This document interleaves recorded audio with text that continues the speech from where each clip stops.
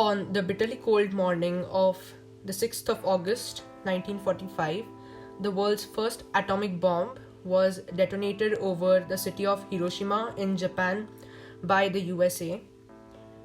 And it is what Einstein often regarded to as his worst nightmare, and it really was. So on the screen here you can see some images of the bomb being detonated and the bomb being made. You can also see the immense destruction which it caused in Hiroshima to the right. So as you might have already guessed, today we would be discussing about how an atomic bomb actually works from a physics point of view. So to begin with, I would like to just provide a brief summary about atoms. So we all know that atoms constitute three particles, namely electrons, protons and neutrons. The protons and neutrons are present inside the nucleus of the atom, which is located at the center, and the electrons just revolve in orbits, or rather we should say shells, around the nucleus. But in this topic, I would like to stress on the uranium atom because it is what actually makes an atomic bomb.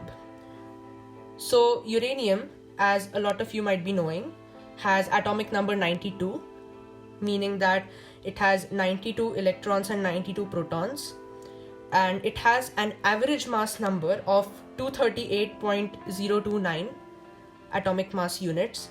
Now note that I said average atomic mass number, and the reason why I said that is because uranium has three isotopes, which means that there are three sets of uranium atoms. They all have the same atomic number, which is 92, but they have different atomic mass numbers. So one, as you can see on my screen here, is uranium-234, the other is uranium-235, and the third one is uranium-238. Here you can see the distribution of protons and neutrons inside the nucleus of the uranium atom. So the neutrons in the first one are 142, the number of neutrons in the second one and the third one are 143 and 146 respectively. And on the top right you can see an image of the uranium ore. Now this might actually look like a very non-homogeneous ore, and it might seem absurd because you cannot see the element clearly, but this is how the ore actually looks. And the extraction of uranium ore, I must say, it is a very difficult process because first of all, uranium is not naturally very abundant. It is limited in nature, and as we shall be discussing after this, uranium is also what we call unstable, and we shall see what that means very soon. So before that, I would like to tell you the basics of radioactivity. So basically there are three types of radiation, which is alpha, beta and gamma radiation. Now I will explain all these three in detail. Okay, so first I would like to share with you what is radiation and why is it caused. So just imagine that you have an unstable atomic nucleus. So there are certain elements in the periodic table whose nuclei are stable in the sense that they have the right number of neutrons to balance out the attraction between the protons and the electrons in the atom. So the atom can stay stable and it does not undergo any change in its configuration. But there are certain atoms, especially the heavy elements as we go down the table, which do not have stable nuclei, like for example uranium, plutonium, etc. A lot of elements in the lanthanide and the actinide series. So they are radioactive, which means that their nuclei aren't stable. So they need to undergo a change in their configuration and emit certain particles out of their nucleus so as to become more stable. But the truth is that these elements never actually become stable, so they constantly emit these particles and in order to become more stable. And as they do, these particles leave the atomic nucleus and eventually your atom keeps on reducing to a lower atomic number as well as a lower atomic mass, and that is related to what we call the half-life of the radioactive atom. So there are three kinds of radiation. So there are three kinds of particles which are emitted by that nucleus. So one of them is alpha radiation, the other is beta radiation, and the third type is what we call gamma radiation. Now alpha radiation is when an unstable nucleus emits an alpha particle. Now an alpha particle actually consists of two protons, which we shall denote like this, and two neutrons. So it is similar to the nucleus of a helium atom, as you would know. So this is what is one alpha particle. Now when an unstable nucleus releases one alpha particle, as you can see, since it is emitting two protons, definitely the atomic number of that atom is going to go down. So the element will undergo a change, as well as the mass number will go down, because the neutrons are the number of neutrons in the atom are changing. So this is what an alpha particle is. So you can see in this picture an alpha particle being emitted by the nucleus. Now the second type of radiation is beta radiation. Beta radiation is basically the radiation of electrons, or what we call as negatively charged particles. We won't be dealing with beta radiation a lot in this video. Mainly we will be focusing on alpha, but one thing to note is that beta radiation has more energy than alpha radiation. Now the third type of radiation is gamma radiation. Gamma radiation, unlike alpha radiation and beta radiation, does not involve the release of a physical particle, but rather it involves the emission of energy, and that energy is emitted in the form of electromagnetic radiation or electromagnetic waves. And those electromagnetic waves are highly energetic. So as you can see in the diagram on my screen, the alpha radiation cannot even pass through paper. The beta radiation can pass through paper easily but gets obstructed by plastic, whereas the gamma radiation is so energetic that it can easily pass through paper as well as plastic, but gets obstructed by concrete, steel or lead. So that's it for radioactivity. And now let's see what we have next. So now that we have all the tools to understand what actually happens in an atomic bomb, more specifically an atomic fission bomb like the one which was detonated over Hiroshima, let us move on to what happens during the fission of uranium in the bomb. So here you can see that I have put an equation. Now don't worry, don't get intimidated by the equation. I will explain it to you step by step. So on the left hand side of the equation you can see uranium 235 written, and the atomic number is 92. So this shows that here we are dealing with the isotope of uranium which has an atomic mass unit of 235. So that's the isotope we are dealing with, and we can see that one neutron here is getting added to this, right? So it is just a neutron is denoted here by this. So this is a neutron and it is getting added to this, and in turn it is leading to radioactive decay or nuclear fission as we call it. And on the RHS of the equation you can see that we are getting 3 neutrons. So this is something interesting, right? Because you're putting in 1 neutron and you're getting 3 neutrons. So it's something like this. And since you're getting 3 neutrons, you're also getting a nuclear fission, which means that the uranium atom is getting split into 2 atoms of a lower atomic number and a lower atomic mass as well.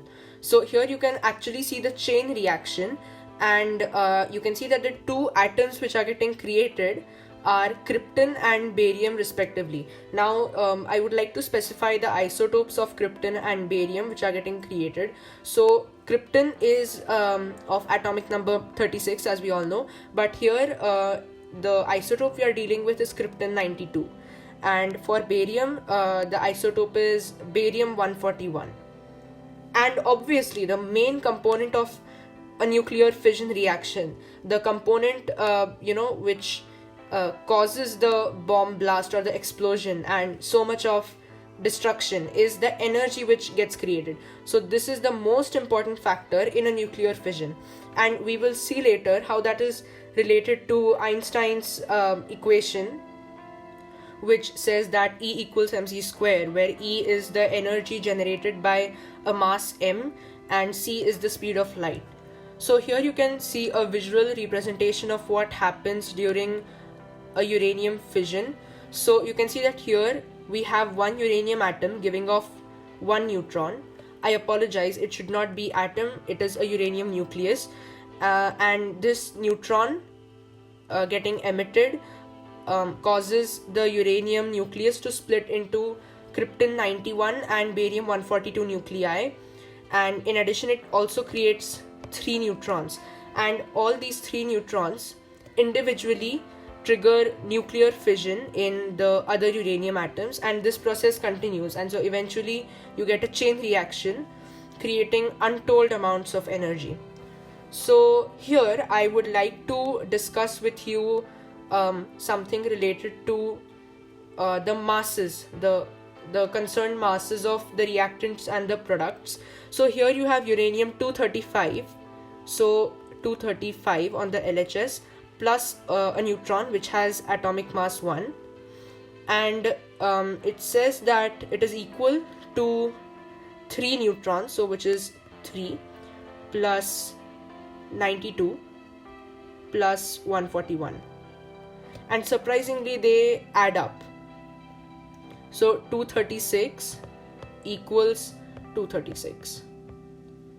So yes, mass is conserved in this nuclear reaction, and the reason I said it is surprising is because normally in a nuclear reaction the mass on the LHS is not equal to the mass on the RHS. Some mass normally gets destroyed, out of which the energy comes, but this is an interesting point to note because here no mass is getting destroyed. So the thing which is actually causing energy to get generated is something which we call the strong nuclear force.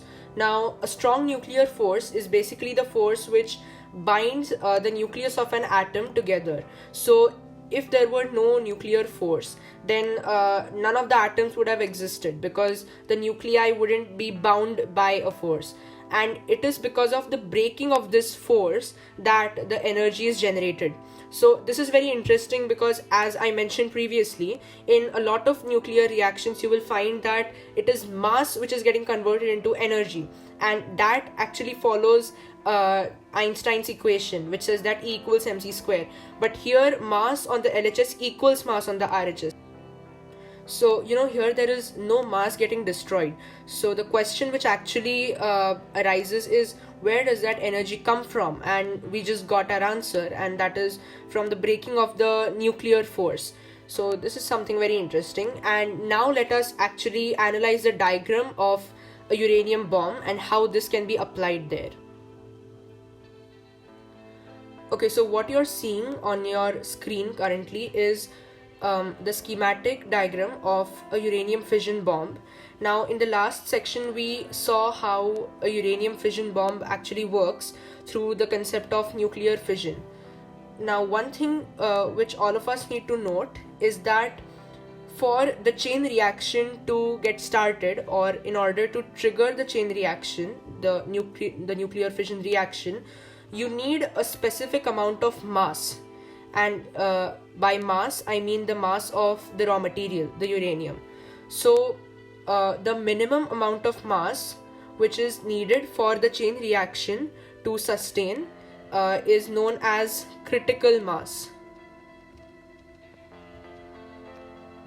So it's known as critical mass, and if your mass of the raw material or uranium is below this critical mass, then the chain reaction is not going to start. and that is what is applied in this part. So you can see that this and this is your raw material, uranium, and both of these masses individually are lesser than the critical mass. So unless you find out a way to join these two masses together, the chain reaction isn't going to start. And this happens exactly when the bomb is to be detonated. So the bomb is set up in such a way that when the bomb senses that it is about to get detonated, a piston-like structure fires this subcritical mass, as we call it, into this mass here, and thus now when you add the two masses together, their mass becomes more than the critical mass, and so the nuclear chain reaction can start very easily. And this is how you can control a nuclear reaction. So once it gets above the critical mass, the nuclear reaction will occur violently, and then, as you know, large amounts of energy will get released.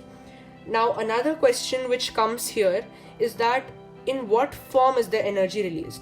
Now a lot of you might have heard that it is released in the form of heat, which is true. Yes, it is released in the form of heat. But another aspect which comes into play, and it is a major part, is radioactivity. Now again, radioactivity, as I told you previously, it is an emission of energy. So radioactive decay occurs when a nuclear bomb explodes, and when it does so, it scatters radioactive material all around the area of detonation. So that is what took place in Hiroshima and Nagasaki subsequently, and that is why people are the most affected. It is because of the radioactivity of the scattered material, which causes long-lasting effects in the human body. In the human body, radioactive elements unfortunately are directly absorbed, and they damage the DNA because they are carcinogenic, and then this passes on to the generations further, which is pretty much visible in the case of Hiroshima. People are still suffering from the impact. And with this, we come to the end of our discussion on how a uranium atomic bomb works. I hope you really liked this video, and if you did, please like, share, comment, subscribe, ring the notification bell, and all of that stuff. It would really motivate me to make more such videos. And thank you so much, and bye. Thanks for watching.